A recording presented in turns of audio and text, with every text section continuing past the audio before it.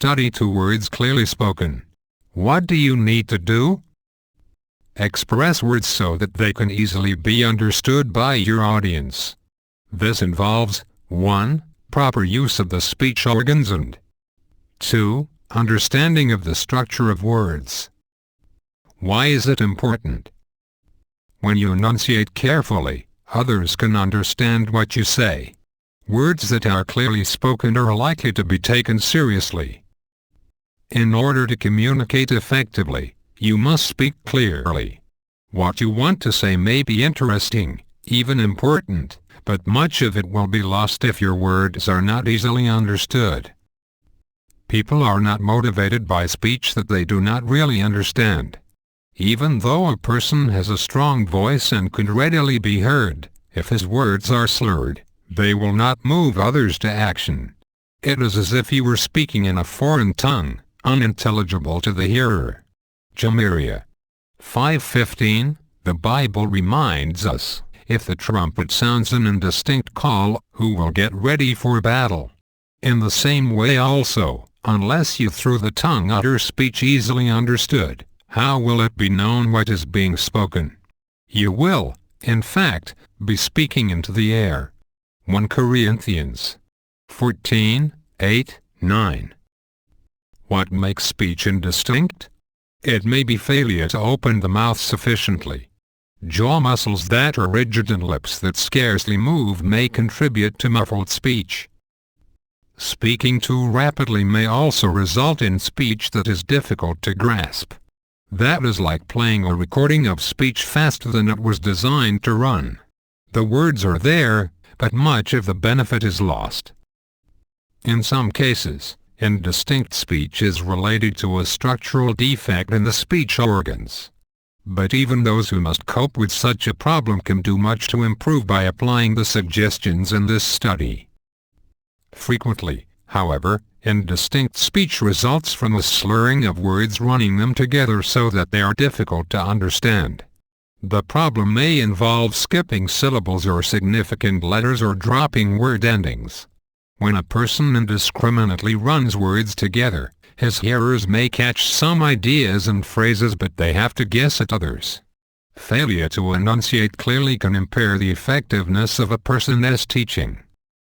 How to speak clearly. One of the keys to saying words clearly is understanding the makeup of words in your language. In most languages, words are made up of syllables. Syllables are made up of 1 or more letters that are uttered as a single unit. In such languages, each syllable would normally be sounded when you speak, though not all with the same degree of emphasis. If you want to improve the clarity of your speech, slow down and do your best to express each syllable. At first this may sound overly precise, but as you practice, you will gradually resume a smooth flow of speech. For the sake of fluency, you will no doubt run certain words together, but this should be avoided if there is any danger of obscuring the sense of the words. A note of caution: to cultivate your enunciation, you may practice speaking and reading in an overly precise manner.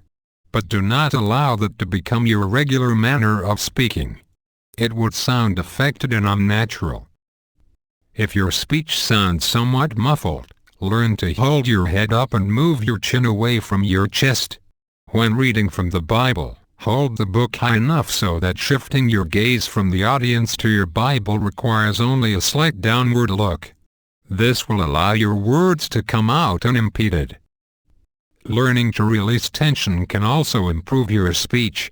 It is well known that tension in the facial muscles or in those controlling your breathing can have an adverse effect on the speech mechanism. Such tension interferes with the harmonious coordination that should exist between your mind, vocal organs, and breath control, an operation that should be smooth and natural. The jaw muscles need to be relaxed in order to respond readily to direction from the brain. The lips must also be relaxed. They have to be ready to expand and contract rapidly so as to put the finishing touches to many sounds that originate in the mouth and the throat. If the jaw and the lips are tense, the mouth will not open properly, and sound will be forced through the teeth. This will result in gruff, muffled, indistinct speech. Relaxing the jaw and the lips, however, does not mean becoming lazy in speech habits. This needs to be balanced with the habit of forming sounds so that enunciation is clear. In analyzing your situation, you may find it helpful to read aloud. Closely observe how you are employing the marvelous organs of speech. Do you open your mouth sufficiently so that speech sounds can come out without obstruction? The tongue, you must remember, is not the only organ of speech, though it is one of the busiest. The neck, the lower jaw, the lips, the facial muscles, and the throat muscles all play a part. As you speak, do you seem to be doing so without facial movement? If so, then there is a strong probability that your speech isn't distinct. If a tape recorder is available, record your own voice while you are speaking in a natural way, as you would to someone when you are in the field ministry. Record several minutes of conversational speech. Listening to that recording can help you pinpoint any trouble you may have in clearly sounding certain words. Watch for instances of slurring, muffling, or clipping of words, and try to determine the cause. Usually the weakness can be remedied by working on the points discussed above. Do you have a speech impediment? Practice opening your mouth a little more than you have in the past, and try enunciating even more carefully. Fill your lungs when you take a breath, and speak slowly. Doing this has enabled many with speech impediments to speak with improved clarity.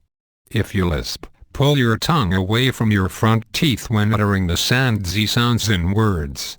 Although your problem may not be completely solved, do not despair.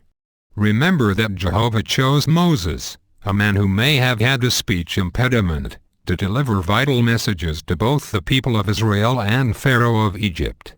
Exodus 4:10-12. If you are willing, he will use you too, and he will bless your ministry with success. How to do it. Speak and read individual words clearly with proper enunciation, sufficient volume, and at a reasonable pace. Do not slur expressions or run words together in such a way as to make the meaning uncertain to your hearers. Hold your head up, and open your mouth sufficiently when you speak. Practice relaxing your neck, jaw, lips, facial muscles, and throat muscles. Exercise. Speak in your normal manner. How much do you open your mouth? Do you need to open it a little more and make fuller use of facial muscles? Practice doing this as you read Matthew 8:23-27 aloud. Be sure to hold your head up, and endeavor to relax the muscles of your jaw,